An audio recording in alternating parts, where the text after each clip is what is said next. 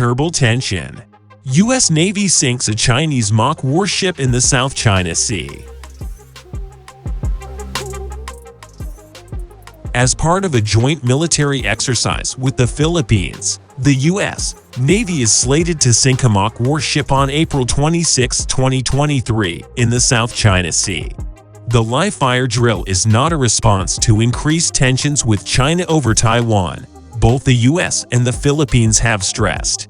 But either way, Beijing isn't happy responding by holding its own staged military event involving actual warships and fighter jets deployed around Taiwan, a self-governed island that Beijing claims as its own.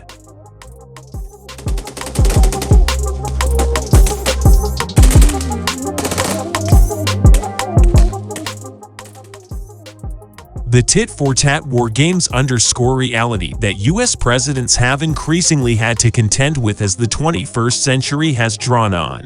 More than a century after President Theodore Roosevelt made the United States the preeminent maritime power in the Pacific, that position is under threat. China is seeking to displace it. As a scholar of East Asian security and maritime disputes, I believe that the growing rivalry between the U.S. and China over dominance of the Pacific has the potential to define geopolitics in the Indo-Pacific region for the next half-century.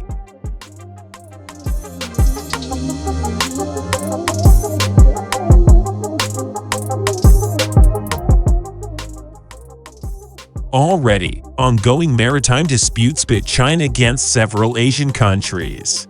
For example, China regularly challenges the maritime rights of Vietnam, the Philippines, and Malaysia in the South China Sea, and Japan in the East China Sea. But the disputed waters are also of huge strategic importance to the U.S. It is where China is flexing its growing military might in the face of U.S. allies and partners, notably Taiwan, which the U.S. has committed to defend. If a war between China and the U.S. is going to happen, I believe the South China Sea is likely to be a major theater, with Chinese aggression toward Taiwan the spark.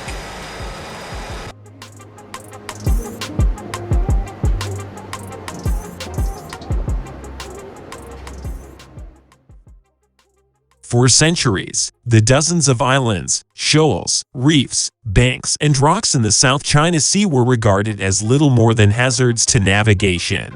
But with the discovery of large reserves of oil and gas in the 1970s and billions of dollars worth of fisheries, the previously largely ignored sea has gained significant attention from the countries whose shorelines meet it.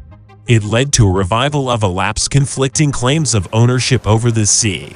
China currently claims legal rights to the vast majority of the South China Sea, extending well beyond the boundaries established by the 1982 UN Convention on the Law of the Sea UNCLOS.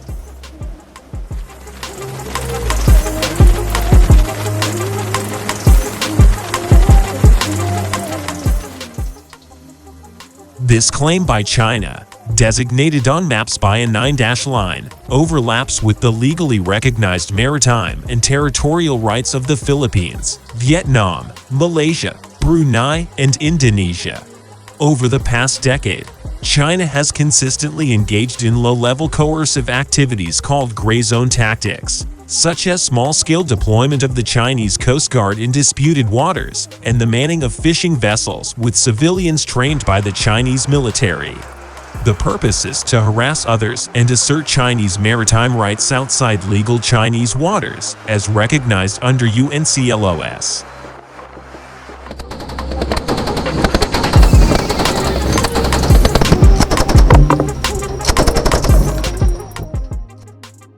Since 2013, China has also built up several reefs and shoals into artificial islands, building military bases with runways, radar technology, and missile launching capabilities. In 2016, an UNCLOS and XVI arbitration panel ruled that China's 9-dash line claims were illegal and rejected China's rights to maritime features in the legal waters of the Philippines. But despite the legally binding nature of the ruling, China has continued to militarize its artificially built-up islands and harass neighboring countries' military and fishing vessels. It has also denied passage to U.S., Navy ships legally sailing through waters in the South China Sea.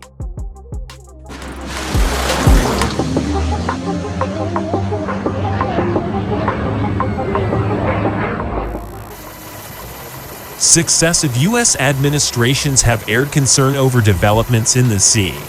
In 2020, then Secretary of State Mike Pompeo issued a U.S. position on the South China Sea, rejecting China's maritime claims and its bullying tactics as unlawful.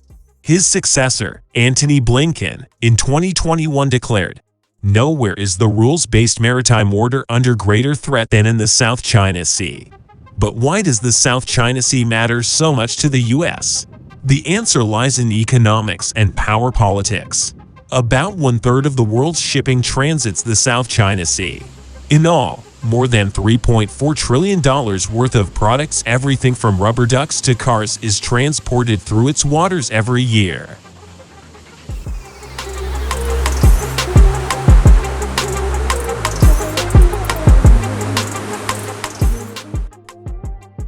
The sea connects the Pacific Ocean to the Indian Ocean, allowing trade from East Asian countries to flow to and from billions of people in South Asia, the Middle East, Africa, and Europe.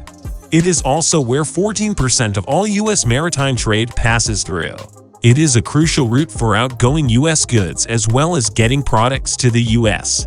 Without it, the transport of products we use every day would slow down, and these products would cost more.